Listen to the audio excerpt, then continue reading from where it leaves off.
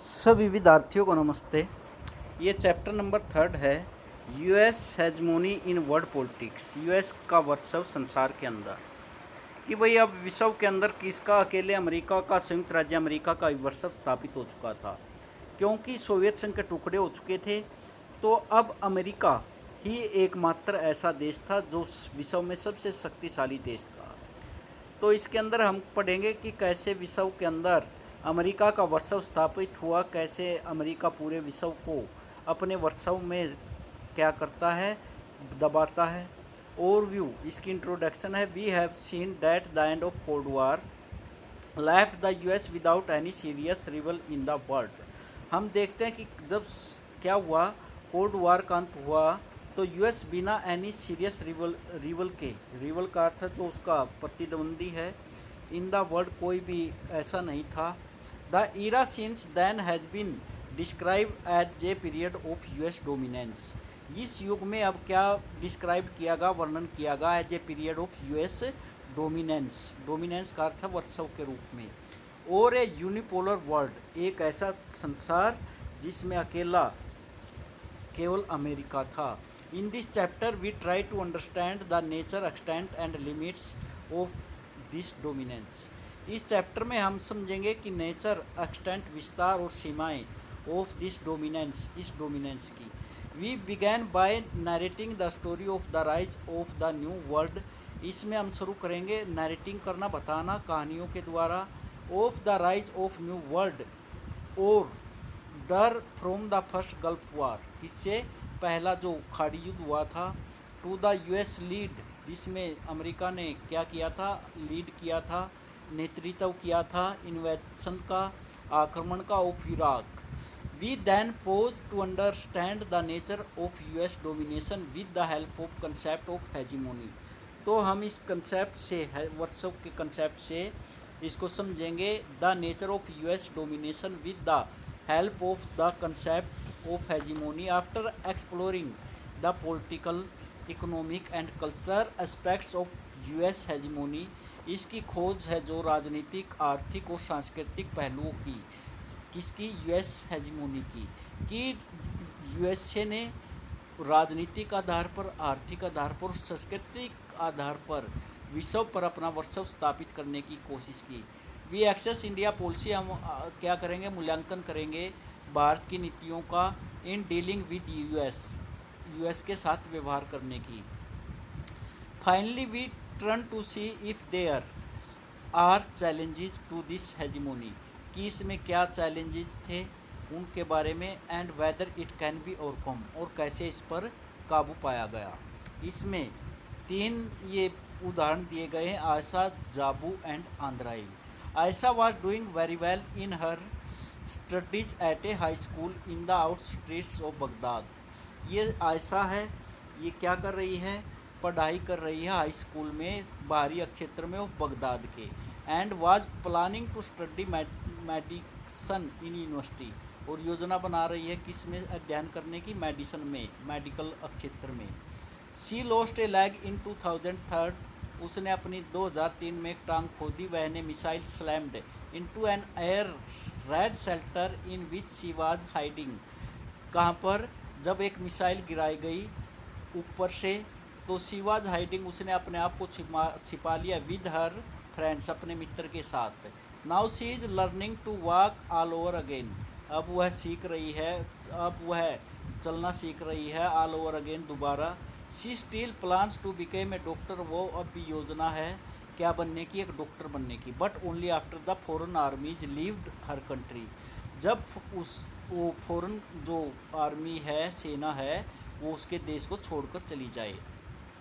ये इराक के अंदर की एक स्टूडेंट की बात बताई गई है कि उसके जीवन पर क्या प्रभाव पड़ता है।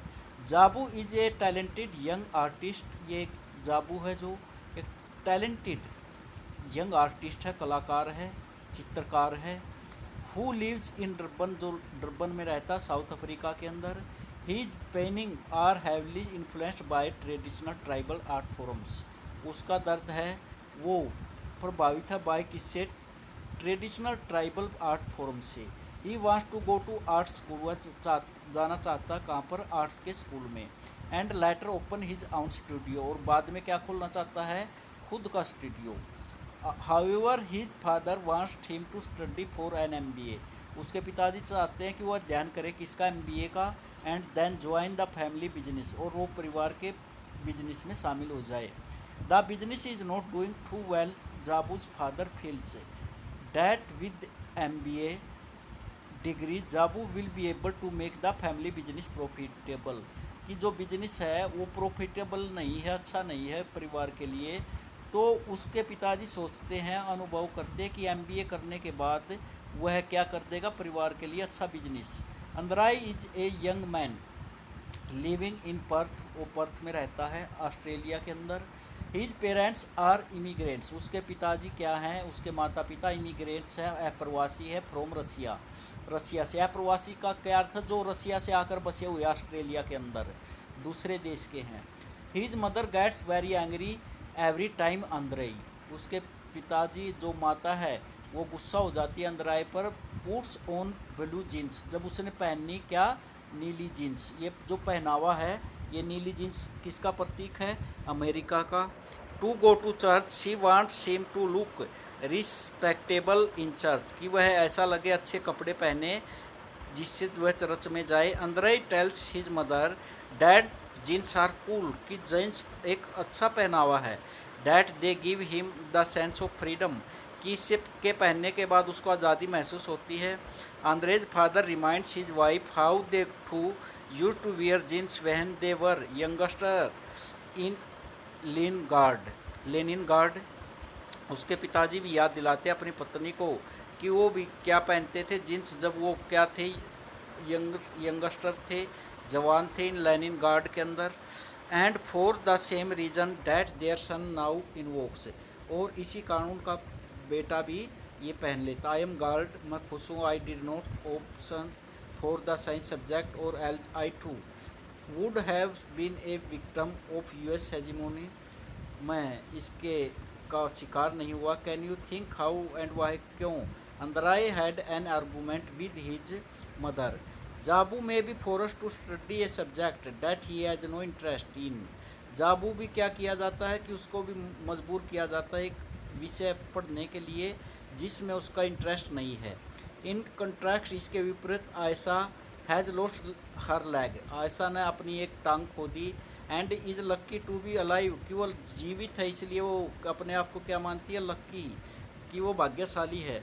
How can we see even discuss their problems, कैसे हम उसके बारे में डिस्कस कर सकते हैं। Same breath, we can and must do so as we shall, जैसे हम देखते हैं। In this chapter all three have been in different ways, कि तीनों अलग अलग तरीके से अफेक्टेड हैं किससे, बाय यूएस हेजमोनी से, इसके वर्षव से।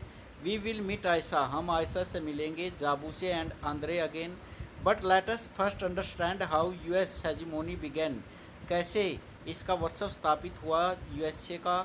And how it operates in the world today, और कैसे कार्य करता संसार के अंदर।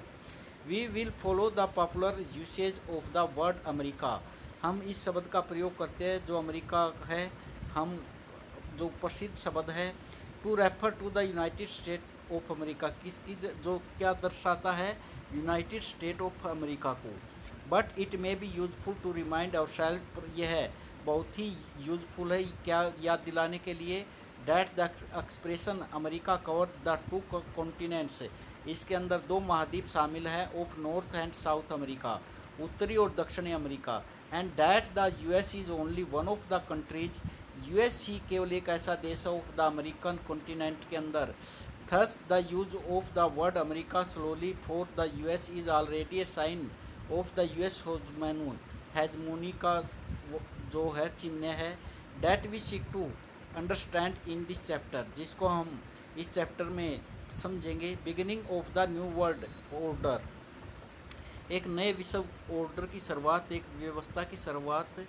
The sudden collapse of the Soviet union, अचानक किसका कोलैप्स हो जाने पर, टूटने पर, सोवियत का कोलैप्स हो जाने पर।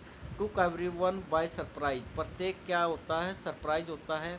While one of the two super powers cease to exist, क्या थे पहले दो देश थे?